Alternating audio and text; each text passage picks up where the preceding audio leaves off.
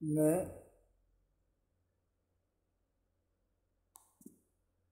रामकृष्ण मीणा, सहायक आचार्य Hindi, BA part द्वितीय,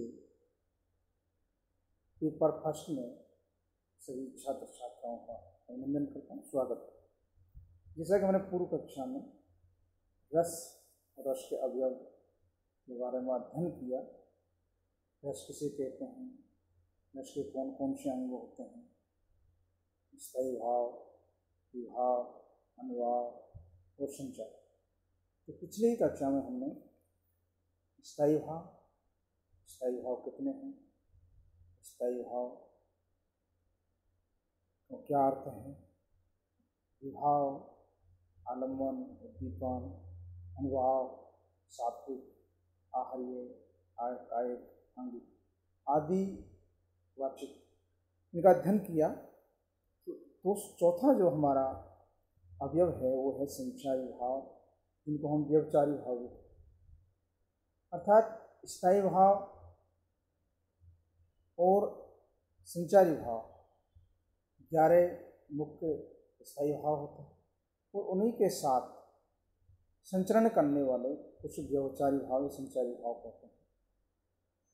तो सबसे पहले संचारी भाव किसे कहते हैं? जो भाव हमारे हृदय में नित्य विद्यमान रहते हैं, अर्थात स्थायी रूप से निवास करते हैं, उन्हें तो हम स्थायी भाव कहा जाता है।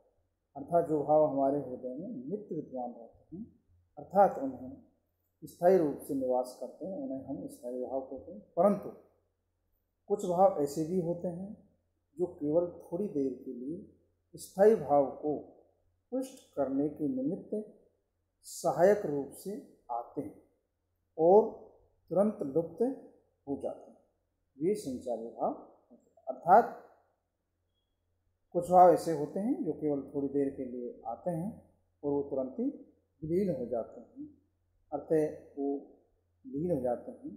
तो इस तरह जो परपुष्ट कुछ समय के लिए, थोड़ी देर के लिए परपुष्ट होने वाले निमित्त सहायक रूप से आते हैं तो तुरंत लुप्त हो जाते हैं, उनको हम क्या कहते हैं? संचारी भाव, अर्थात उनको व्यवचारी भाव कहते हैं। स्थायी भावों के साथ साथ बीच बीच में प्रकट होने वाले मनोभावों को संचारी भाव, अर्थात स्थायी भावों के साथ अर्थात उनको और परिपुष्ट करने के लिए बीच बीच में जो भाव उत्पन्न होते हैं, उन मनोभावों को हम संचारी भाव कहा जाता है।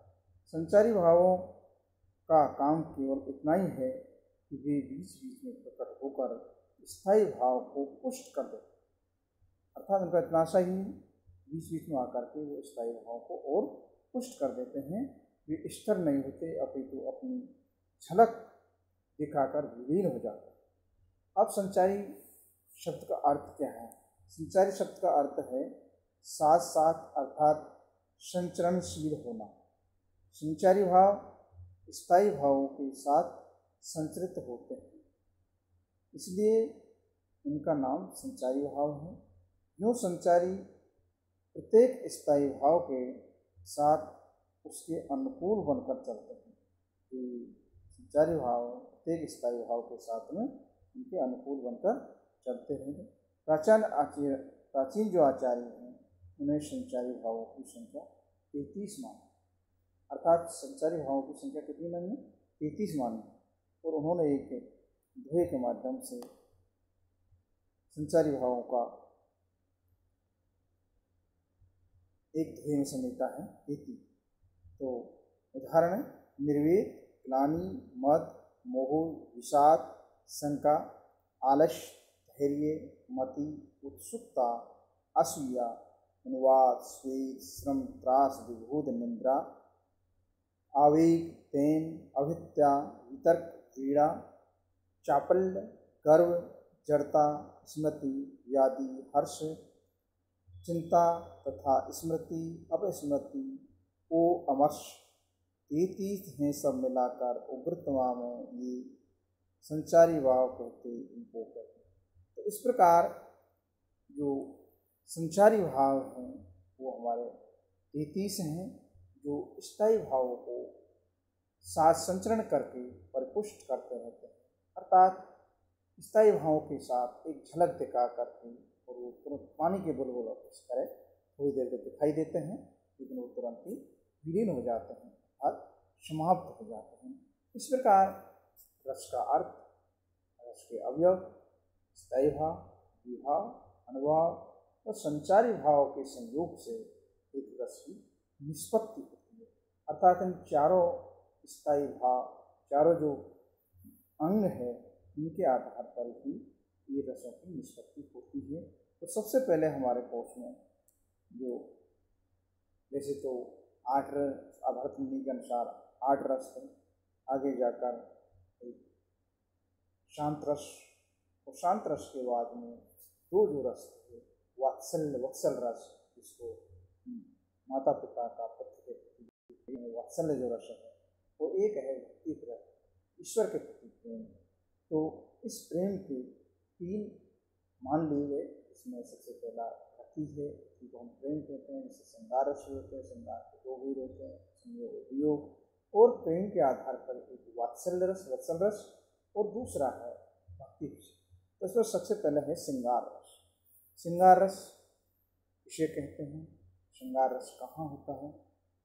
सबसे पहले विभाव, अनुभाव, संचारी भावों के संयोग से परिपुष्ट रति नामक स्थायी भाव श्रृंगार रस का, अर्थात जब विभाव, अनुभाव, संचारी भावों के संयोग से परिपुष्ट रति नामक जो स्थायी भाव है, वही श्रृंगार रस कहलाता है। श्रृंगार रस का स्थायी भाव प्रेम अथवा रति है। रति को हम और व्याख्या करते हैं तो इसका क्या होता है? प्रेम होता है। स्त्री और पुरुष के पार्श्व प्रेम को ही रति कहते हैं। स्त्री के और पुरुष का दाम्पत्य जो प्रेम होता है, पति पत्नी जो प्रेम होता है, उसको ही हम प्रेम कहते हैं। यही रति भाव जब शुद्ध प्रेम के रूप में प्रकट होता है तो श्रृंगार रस का स्थायी भाव बनता है। रति भाव जब शुद्ध रूप प्रेम के रूप में प्रकट होता है तो श्रृंगार रस का स्थायी भाव बनता है। अश्लील ढंग से वर्णन करने या अशिष्ट बातें कहने से प्रेम रस नहीं, प्रेम श्रृंगार रस नहीं रहता। अर्थात जहाँ अश्लीलता शब्द आ जाती है वहाँ प्रेम की कोई गुंजाइश नहीं रह पाती। अतः श्रृंगार रस के 2 भेद होते हैं, एक तो संयोग श्रृंगार और एक वियोग श्रृंगार। मतलब प्रेम तो दोनों में रहता है, संयोग श्रृंगार में रहता है और वियोग में अगर पति या पत्नी के विदेश गमन पर भी उसमें प्रेम बना रहता है तो वियोग। अतः संयोग श्रृंगार कैसे कहते हैं? ये वहाँ होता है जहाँ नायक और नायिका की मिलन अवस्था का वर्णन, अर्थात स्त्री पुरुष की मिलन अवस्था का वर्णन हो, वहाँ संयोग श्रृंगार होता है। वियोग श्रृंगार ये वहाँ होता है जहाँ नायक और नायिका में परस्पर अनुराग तो होता है, परस्पर प्रेम तो होता है, परंतु मिलन की फिर भी न हो सके। अर्थात जहाँ नायक नायिका का परस्पर प्रेम तो है, अनुराग है, मिलन की इच्छा है, परंतु फिर भी मिल न सके, उसको हम वियोग श्रृंगार कहते हैं। अब सबसे पहले श्रृंगार जो रस है उसको हम कैसे पहचानेंगे, कैसे जानेंगे? तो श्रृंगार रस का जब हम ध्यान लेते हैं तो सबसे पहले उसमें 4 चीज़ें हमारे आती हैं। उसका स्थायी भाव होता है, तो श्रृंगार का रस का स्थायी भाव हो गया रति, अर्थात प्रेम। अब उसमें आलम्बन कौन होता है, दीपन कौन होता है? तो सबसे पहले आलम्बन नायक और नायिका। जैसे हम कोई भी प्रेम का स्त्री पुरुष जो भी है, नायक नायिका पर आलम्बन किसमें होगा? नायक और नायिका। अनुभव आलम्बन की चेष्टा है, तो आलम्बन की चेष्टाएं क्या हैं? चंद्रमा है, चांदनी रात है, नदी का तट है, वन है, उपवन है, एकांत, वसंत या वर्षा ऋतु। अर्थात नायक नायिका इन चीज़ों को देखकर उनका जो प्रेम रूप है, प्रेम की चेष्टा है और उद्दीप्त होती है सुंदर दृश्य को देखकर। दूसरा है संचारी भाव। तो इसमें संचारी भाव का उत्सुकता, मिलन की उत्सुकता, लज्जा, हर्ष आदि संयोग में, जड़ता, ग्लानि और योग में निरोध। अर्थात जो संचारी भाव होगा वो उत्सुकता होगा, लज्जा, हर्ष आदि संयोग में जड़ता होती है, ग्लानि होती है और वियोग में निर्भीत होता है। अब संयोग श्रृंगार का उदाहरण, सबसे पहले हम संयोग श्रृंगार का उदाहरण लेते हैं। चितिवत चकते चहुदस सीता, कह गए नृपे किशोर मन चीता। लता ओट तव सखन लखाए, श्याम गोरे किशोर सुहाए। तीव्र विलोचन ललचाने, हर से जनु निज निधि पहचाने। थके नैन रघुपति छवि देखे, पलकन पर हरण लेके। अदक सने दे भर भूरी, शरद सस्मी जन चितवि चकोरी। प्रस्तुत पद्यांश में संयोग श्रृंगार का उदाहरण है। इसमें संयोग श्रृंगार अर्थात जो प्रस्तुत उदाहरण है, इस उदाहरण में सीता क्या है? आश्रय। सीता क्या है? आश्रय है, और राम आलम्बन है। लता मंडप और राम का सौंदर्य उद्दीपन है। लोलचों का ललचाना, अपलक देखना, ये स्तंभ आदि अनुभाव है। अभिलाषा, हर्ष, श्रम, लज्जा आदि संचारी है। तो इस प्रकार जो संयोग श्रृंगार का उदाहरण होता है, उसमें यहाँ सीता कौन है? आश्रय है, और राम क्या है? आलम्बन। तो यहाँ सीता के मन में राम को देख करके आश्रय कौन है? आश्रय सीता हुई, और राम कौन है? आलम्बन। अगर राम कारण नहीं होते तो सीता के हृदय में वो भाव जागृत हुई, और फिर जिसे राम को देखा तो लता के मंडप की ओट से उनको बार बार राम का सौंदर्य को देखती है, और सौंदर्य को देखकर उनका देखने का भाव और अत्यधिक उद्युक्त होता है। लोचनों का ललचाना, अपलक दृष्टि से देखना, बार बार देखना, आंखें भर जाएं, आंखें स्तंभ आदि अनुभाव है। अभिलाषा, हर्ष, श्रम, लज्जा आदि संचारी भाव हैं। इस प्रकार ये भाव जागृत होते हैं। दूसरा उदाहरण है वियोग श्रृंगार। वियोग श्रृंगार का यही चीज़ें होती हैं, लेकिन भूषण वसन विलोत श्रियति, प्रेम विवश मन कंप पुलक तन, नीरज नैन नीर भर पियते, सचत कहत सुमर और उमगत, सील संधि सगन गुण पियते।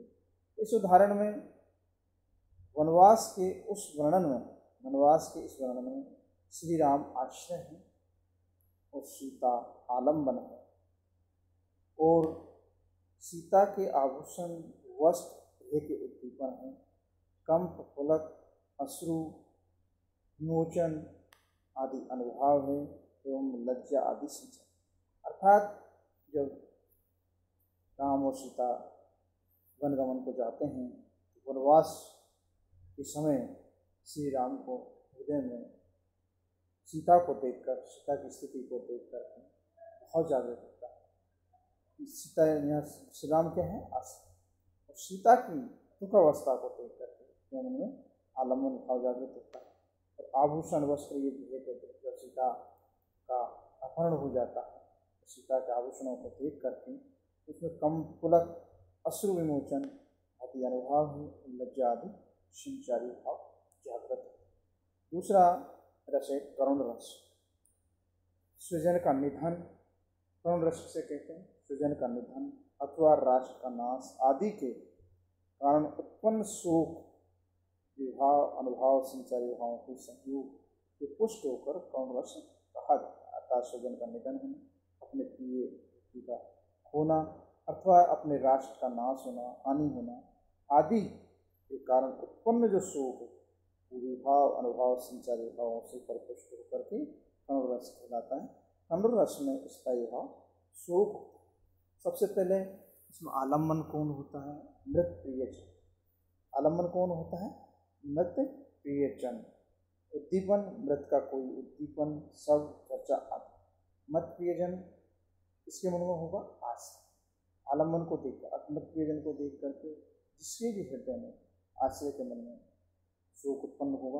और उद्दीपन, मृत का कोई चिन्ह, सब, उसकी उपलब्धियाँ, उसके अच्छे गुण, उसकी महानता आदि जो भी होते हैं। अनुभाव, इसमें अनुभाव में क्या होगा? उद्दीत करने वाले क्या? रुदन है, मूर्छित होना, मृत के गुणों का गान आदि। हम मृत के गुणगानों का आदि करें तो बहुत दुर्था हो, तो राम लक्ष्मण की जोड़ी थी। इस तरह के बहुत से संत आप करते हम बोधन करते थे अनुभव को। और संचारी भाव होंगे निर्वीर, मोह, ग्लानि, चिंता, स्मृति, विषाद, अर्थात हम उनके प्रति जो मोह है, ग्लानि है, चिंता होती है, स्मृति, विषाद होते हैं, ये उसके संचारी भाव।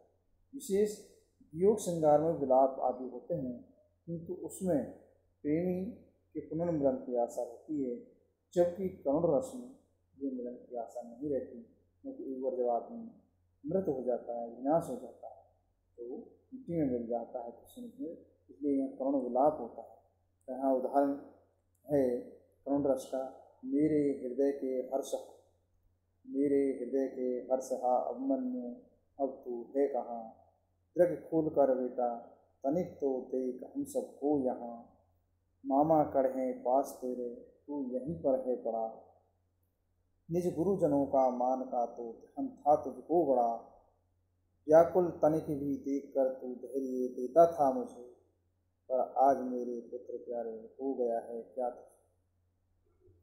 प्रस्तुत उदाहरण में ये द्रौपदी का विलाप है। द्रौपदी जो अभिमन्यु की मृत्यु के समय किया गया था, यहाँ मृत अभिमन्यु आलम्बन है, मतलब अभिमन्यु को देख करके द्रौपदी के हृदय में विलाप उत्पन्न होता है। मृत अभिमन्यु को देख करके, आश्रय कौन है? या द्रौपदी। तो आलम्बन कौन है? अभिमन्यु। अब मृत अभिमन्यु को देखकर द्रौपदी के हृदय में अनेक प्रकार से विलाप उत्पन्न होता है। द्रौपदी यहाँ आश्रय है, अभिमन्यु का सब यहाँ उद्दीपन विभाव है, और रोना और विलाप करना ये अनुभव है। आवेग, प्रेम, स्मरण आदि संचारी भाव हैं। तो इस प्रकार यहाँ जो करुण रस में द्रौपदी आश्रय है, अभिमन्यु आलम्बन है, अभिमन्यु के कारण ही द्रौपदी के हृदय में ये विलाप उत्पन्न होता है। इस प्रकार एक रस की परिणति होती है। तो सबसे पहले हमने श्रृंगार रस पढ़ा, दूसरा करुण रस पढ़ा। इस प्रकार हम बारी बारी से सभी रसों का अध्ययन करेंगे। थैंक यू, धन्यवाद।